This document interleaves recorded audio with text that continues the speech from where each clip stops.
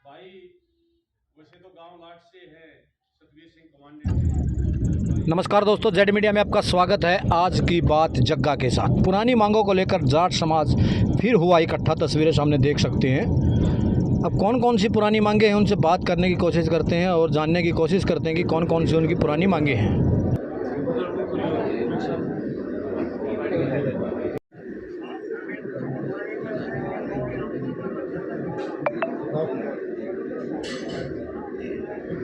तो 2017 से जिस तरह यशपाल मलिक के नेतृत्व में इस समाज को एक दिशा दी गई, क्योंकि ये 2016 में जो आंदोलन हुआ था वो किसी के नेतृत्व में नहीं हुआ, वो तो कुछ आदमियों की शरारत में हम मानते हैं। लेकिन यशपाल मलिक जी 2016 के आंदोलन में लीडरशिप नहीं कर रहे थे।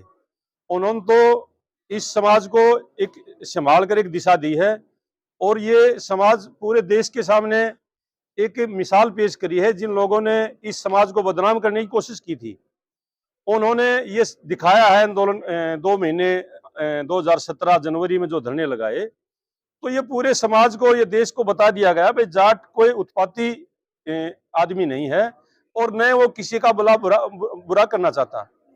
तो हमारी जो मांग थी वो सरकार ने 19 मार्च को 2019 में वो मान ली थी। तो उसके बावजूद सरकार ने 6 मांगे मारी थी, 4 मांगे हमारी पूरी होगी। उसके लिए हम सरकार का धन्यवाद करते हैं। हम ये नहीं कहते हमारी बात नहीं मानी, लेकिन 2 मांगे हमारी अभी तक पूरी नहीं हुई। आरक्षण की जो हमारी लड़ाई थी वो बिल्कुल अधूरी है।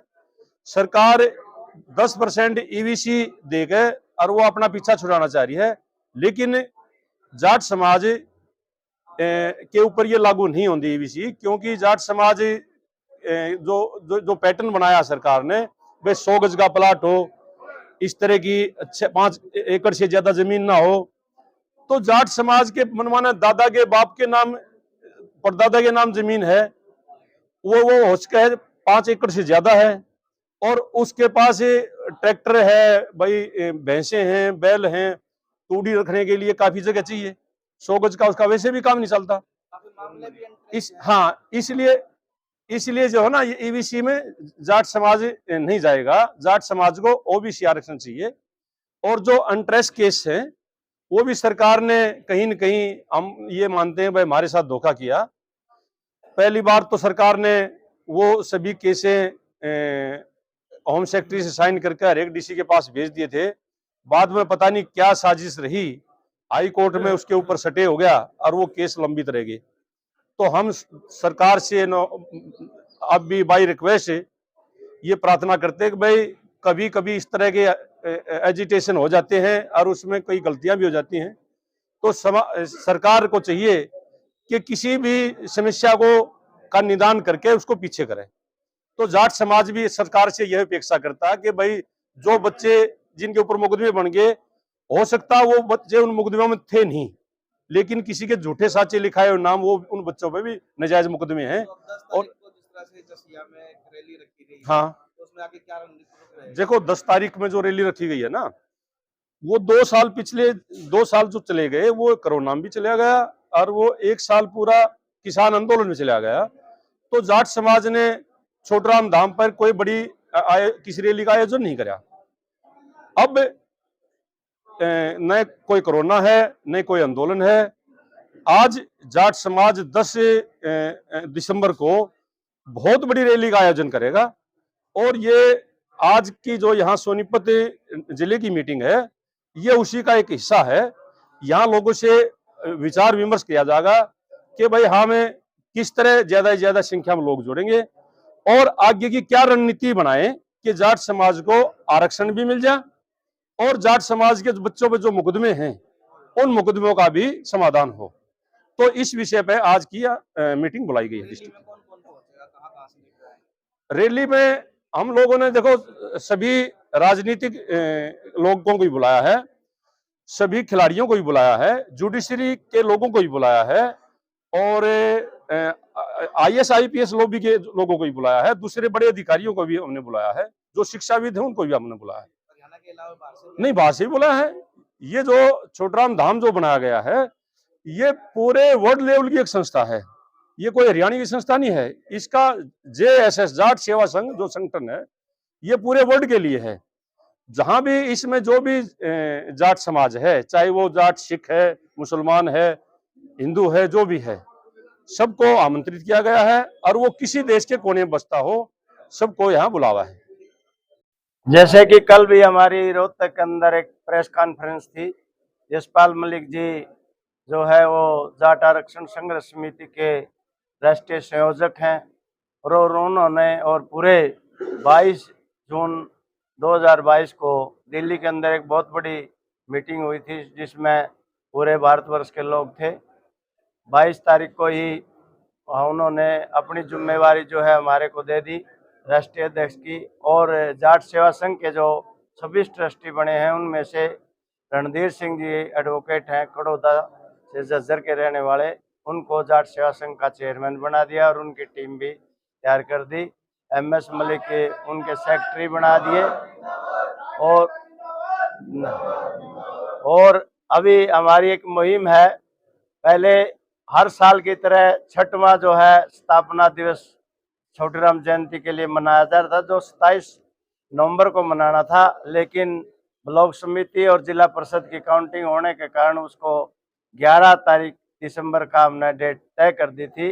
लेकिन किसान संगठनों के भाइयों के जो उच्च पदाधिकारी हैं, उनके जो अध्यक्ष हैं भारतीय लेवल तक के, उनका फोन आया भी 11 को हमारा सिंघू बॉर्डर पे एक दिन का सांकेतिक धरना है, इसको आप आगे पीछे करो। तो उनके कहने से, खास करके अभिमन्यु कुमार जी के कहने से, हमने 10 दिसंबर को जो है छोटूराम जयंती मनाने का फैसला लिया है। और आज उसकी पहली जो मीटिंग जो है सोनीपत से शुरुआत करी है।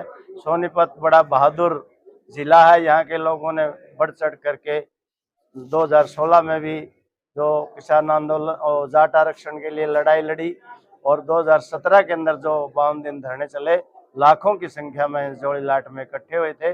और उसी की छोटूराम की विचारधारा को हम आगे बढ़ाते हुए, मेरे साथ मेरे सहयोगी भाई आजाद लठवाल जी राष्ट्रीय महासचिव हैं और उनको जो है हरियाणा का प्रभारी भी बनाया गया है। इस कड़ी को गांव-गांव तक पहुंचा करके जाट आरक्षण की जो मांग हमारी सरकार ने अधूरी रखी हुई है, उसको जब तक हमारा आरक्षण नहीं मिलेगा उसको जन जन तक पहुंचाने के लिए दृढ़ संकल्प होकर के बगैर हिंसा के हम अपने मांग को उठाते रहेंगे। और हमारा इरादा है कि जो सरकार मिली जुली है उससे भी मिल करके हम अपने जो मांग को फिर याद कराएंगे। और जो हमारे केस हैं अधूरे जाट 2016 में रह गए थे, जो सरकार ने DA तक की अपनी जो है पहुंचा दी थी होम सेक्रेटरी ने, लेकिन आगे स्टे होने के कारण वो हमारे केस जो है अधूरे पड़े हैं। सरकार से भी हमारी यही मांग है कि हमारा हाई कोर्ट से सट्टे हटा करके हमारे केसों को रद्द किया जाए। कई बार जिस तरह से 6 साल हो गए आपकी मांग को लेके, जो आंदोलन में जो आरक्षण की मांग थी, उसके बाद जो मामले दर्ज हुए उनके हटाने की मांग थी, या अन्य कई मांगे हैं, उसके बावजूद सरकार से वार्ता भी हुई, बातचीत भी हुई, लेकिन आज तक पूरी नहीं हुई। तो अभी आगे क्या रूप रहेगा? सरकार हमेशा क्या करती है, अगर हमारी 5-6 मांगे थी, उन्होंने 4-5 मांग तो हमारी मान ली थी। जिस प्रकार से 22 जो भाई शहीद हुए थे उनको एक परिवार को नौकरी दी, 10-10 लाख रुपए का मुआवजा मिला, घायलों को 2.5 लाख रुपए 50,000 तक का भी मुआवजा मिला, कुछ केस विड्रा भी हुए, कुछ अनट्रेस भी हुए। लेकिन सरकार है वो सड़क के चलती है, वो बीच में जानबूझ के अपने आंदोलन को कम करने के लिए किसी न किसी तरह से अपना जो बदलाव करती है रहती है। और जब संख्या ज्यादा बल होता है तो वो बात मान लेती है, जब आंदोलन थोड़ा कमजोर हो जाता है तो सरकार फिर ढीला रवैया अपना लेती है। इसलिए जाट आरक्षण किसान आंदोलन की वजह से और कोरोना की वजह से जो हमारे को बीच में दिक्कत आई, उन दिक्कतों को हम दूर हो गई है। अब उनके बाद जो है अपना जाट आरक्षण की लड़ाई बिल्कुल अहिंसक होकर के हम बिल्कुल शांति प्रिय अपनी मांगों पर रखेंगे और जन जन तक पहुंचाने का काम करेंगे। यही हमारी सभी भाइयों से आंदोलन शुरू किया जाएगा, सरकार की बातें नहीं मानती। अभी 10 दिसंबर को एक बहुत बड़ी रैली का आयोजन किया गया है छोटूराम धाम पर, अपने भाई बहन जो भी वहां पहुंचेंगे उनसे सलाह मशवरा करके किस प्रकार की आगे की रणनीति बनाई जाए, उसके बारे में उनसे सलाह मशवरा करके हम आगे का निर्णय लेंगे।